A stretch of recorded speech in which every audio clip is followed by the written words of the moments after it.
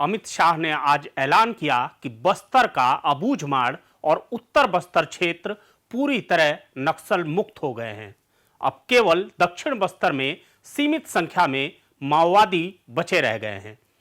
मेरा नाम भास्कर है, Dandakaranya special zonal committee member. हम हथियार समाज के सामने छोड़ रहे और सशस्त्र संघर्ष को त्याग रहे।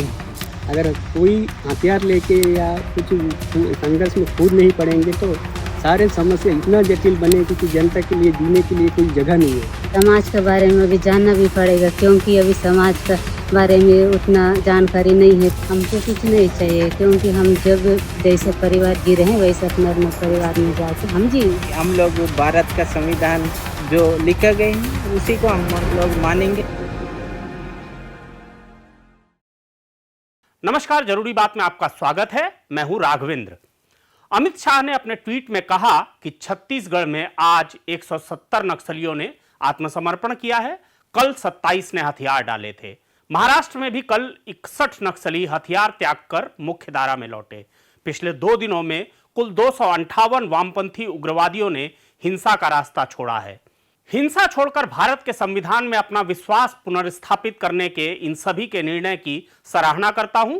प्रधानमंत्री श्री नरेंद्र मोदी जी के नेतृत्व में सरकार की निरंतर कोशिशों का ही यह परिणाम है कि नक्सलवाद आखिरी सांसें ले रहा है। नक्सलियों के विरुद्ध हमारी नीति स्पष्ट है। जो आत्मसमर्पण करना चाहते हैं उनका स्वागत है, लेकिन जो लोग हथियार उठाए रहेंगे उन्हें हमारी सुरक्षा बलों की कठोर कार्रवाई का सामना करना पड़ेगा। सभी नक्सलियों से मेरी अपील है कि वे अपने हथियार त्याग दें और मुख्य धारा में लौट आएं।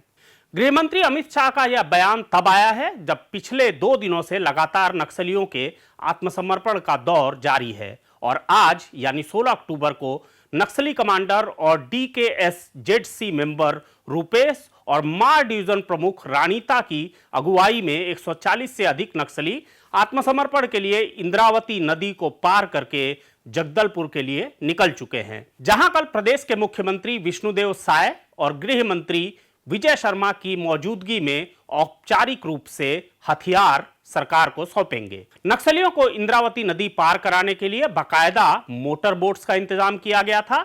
सरेंडर करने जा रहे इन नक्सलियों के पास 70 से भी अधिक हथियार हैं।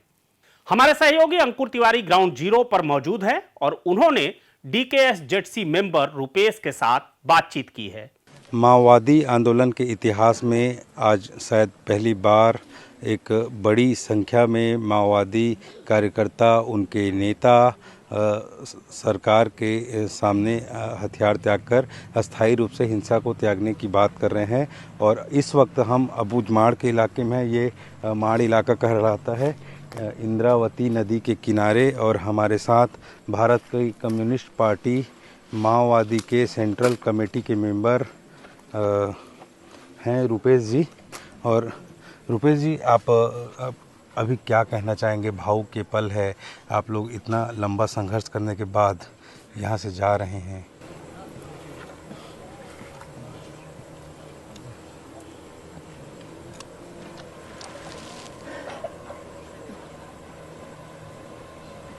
एक इस क्षेत्र से हमारा जो जुड़ाव है, इस क्षेत्र से, इस आंदोलन से, यहाँ का जनता से जो प्यार मिला, हमने उन लोगों के साथ जो मिल के काम किया, ये सब विषय याद आ रहा है। बहुत अच्छा अनुभव मिला, बहुत अच्छा सीख मिला हमें। ये ठीक है, कोई एक ये तो भावुक क्षण है, उसको व्यक्तिकरण करने में भी मुझे बहुत दिक्कत ऐसा लग रहा है, लेकिन ज़रूर मैं सभी साथियों को, जनवादियों को, जनता को, सभी को आश्वासन देता हूँ कि जो मैं इतना सालों का अनुभव में जो सीखा हूँ, जो सीख मिला है, ये सब सीख मिला था, ये सबको लेकर आगे का भविष्य में ज़रूर जो भूमिका निभाना चाहिए, जो सकारात्मक भूमिका जो निभाने का ज़रूरत है, निभाना चाहिए, ज़रूर उसको निभाऊंगा। जब आप पहली बार इस इलाके में आए होंगे, कितने साल पहले की ये बात है, कुछ याद आता है जब आप आया तो ये क्षेत्र का, यहाँ के लोगों पर इतने वर्षों में क्या कुछ बदलाव आया जो आप लोगों ने इतना संघर्ष किया इसमें? ज़रूर बहुत सारा बदलाव आया। पहले ऐसा नहीं रहते थे। गाँव में हमारा संगठन और खासकर जनता सरकार, जनता का एक साथ जनता रहने का, मिलजुल कर रहने का, कोई समस्या ना हो, कोई छोटा मोटा समस्या आने से भी या कोई किसी का गरीबी हो, कुछ भी हो, मदद करने का जैसा स्थिति जहाँ तक संभव है वहाँ तक, शिक्षा, स्वास्थ्य, ये सब जनता के लिए अलग अलग तरीके से हमारा जनता सरकार की तरफ से और अलग अलग तरीके से उपलब्ध किए। और उनका मुख्य रूप से कृषि क्षेत्र में भी जो पहले की तुलना में ज़रूर कुछ बदलाव आया, आर्थिक स्थितियों में भी बदलाव आया। वो कई साथियों को सलवा जुड़ूम के समय से तुलना करके देखने से तो एक एक गांव में ऐसा नाम लेकर भी बता सकते हैं। कई गांव में हम सामाजिक विश्लेषण भी किए थे इन बदलावों को लेके।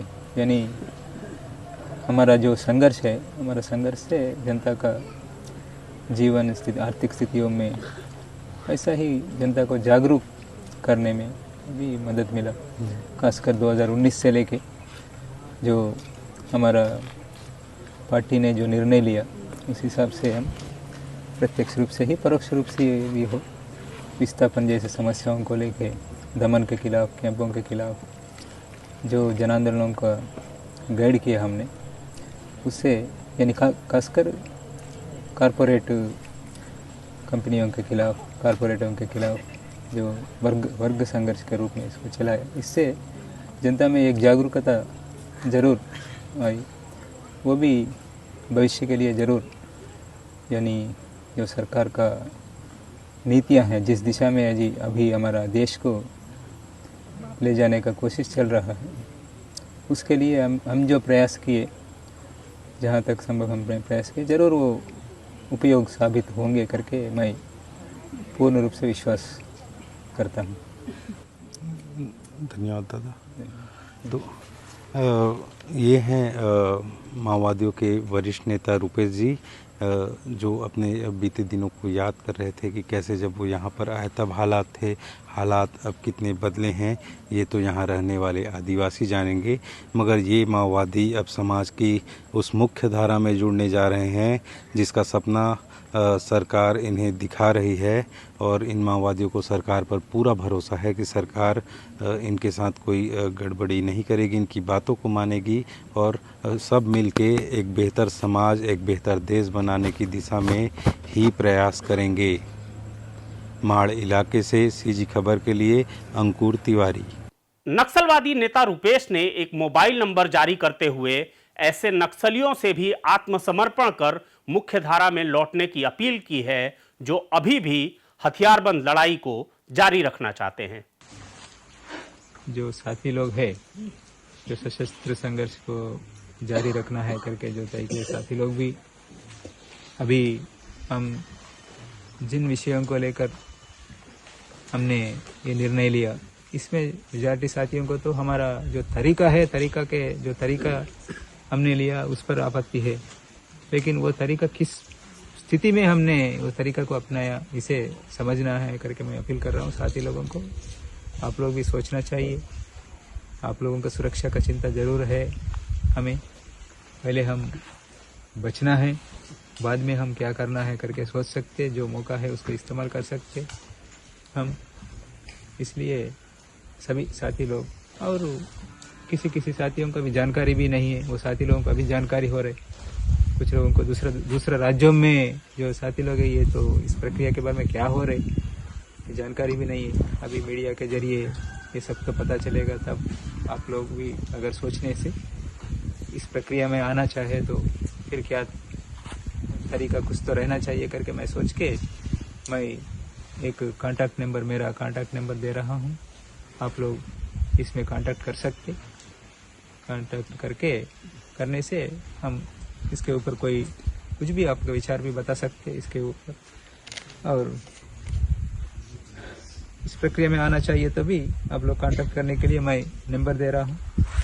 मेरा कांटेक्ट नंबर है 6267138163, और एक बार दोहरा रहा हूँ 6267138163। इस पर आप लोग कांटेक्ट कर सकते, संपर्क कर सकते मुझे, ऐसा कोई कॉमरेड्स कांटेक्ट कर सकते करके मैं आशा कर रहा हूँ साथियों से।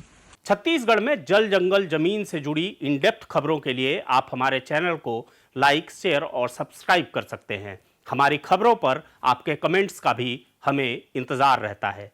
नमस्कार।